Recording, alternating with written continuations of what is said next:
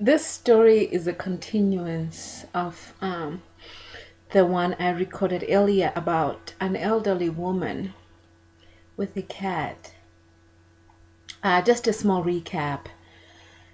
If you recall, a neighbor guy had run over her cat while he was passing by her home, and her cat is dead. He doesn't deny that he's responsible, but instead he left a goat on her doorstep.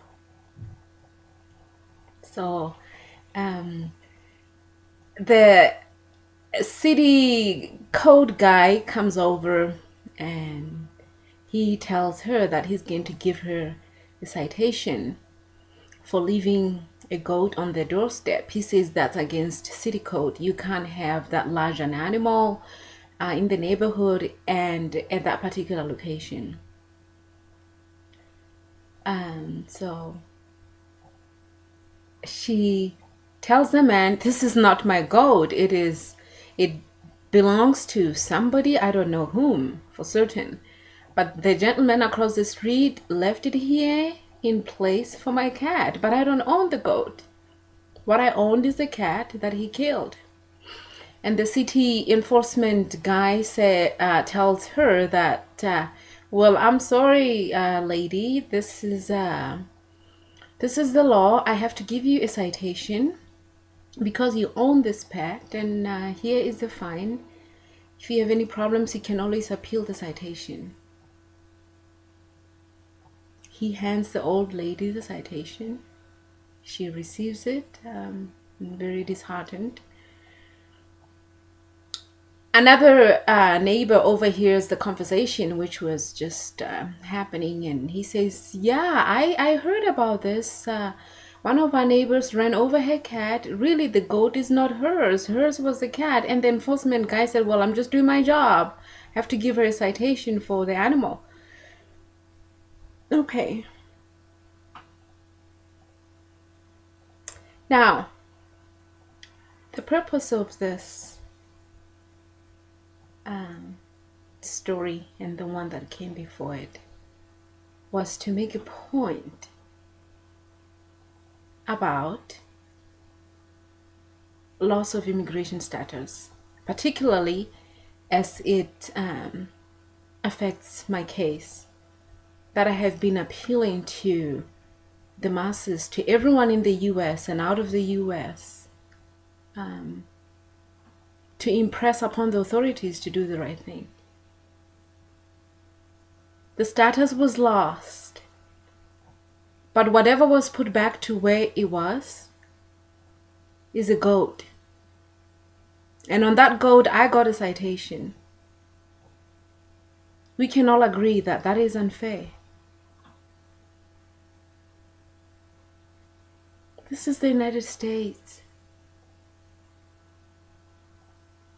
And I still expect the same flavor of justice that I heard about from across the oceans. I expect that the American justice is not something that we read about. It's not mythology. I guess I'm in complete denial when I see that injustice in America is a reality. It's hard for me to admit that. Because you know why? Because there are courts. And everybody's allowed to present their version of the story. But it seems like these courts sometimes serve other than justice. That is not the America that people like me were hoping for. What do I mean they serve other than justice? When courts intentionally avoid to hear the truth. The man next door said he knew that the goat didn't belong to the woman. But it looks like the conversation was shut off right there at the door. I will make this very short, but I hope and pray that one day I will wake up to the America I dreamed about, before I took a flight from Southern Africa, from the Kingdom of Lesotho. I am sure that America still lives somewhere and that it is attainable. It is wrong to say that somebody lost immigration status, it was replaced with garbage, and from that garbage, logical conclusions could be made. It doesn't work. I just put up a blog together today, and I apologize, I haven't edited it. It takes me about 5 or 6 edits before I can actually clean out whatever I write. So like my grandmother used to say, she actually passed away this last December, 2nd December, on my birthday. She was 93 years old. She used to say, say it while you can. And so that's why I let people see my first edits, because I'm thinking, what if I'm not there tomorrow? I don't want to die with words. But I drew a blog to call upon Obama administration to insist on investigation of every aspect of an immigration deportation case or any immigration case, and to make sure that we don't have these skeletons that chase people out of the United States. There's the Constitution that should remove people from this country, not skeletons. In that blog, I talked about just a few simple issues of logic. For a status to expire, it has to be there. If a status was lost, we cannot talk about it expiring. It has to be found first. And when it is found, it will be the status that was lost.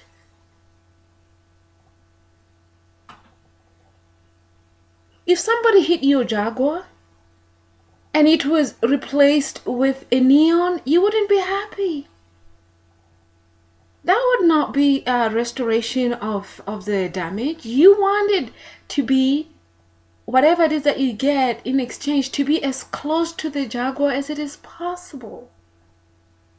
For my immigration status that was purportedly damaged by a Weber State computer glitch, I expected the reinstatement to be the status that it was prior to the damage. Instead, a goat was placed where the status was. By a goat, I mean an amalgamation of all kinds of information that did not pertain to me. That is not restoration of status. From that, you cannot calculate anything sensible. You cannot calculate an expiration date from an expiration of my status from a database that does not pertain to me. Does that make sense to anybody? And so what I'm calling for in the blog that I put together is that the Obama administration insists upon good ethics in administration of the law, of the Constitution. To say immigration status is expired means it was there before it expired. And if somebody says, oh, the status was lost, okay, then like I'm saying, let's replenish it, then it will expire. Before that happens, really the concept of expiration is still very abstract and it does not pertain. If the status was lost and it was never replenished or it was replaced with garbage, what exists is a limbo situation. That cannot be called immigration status.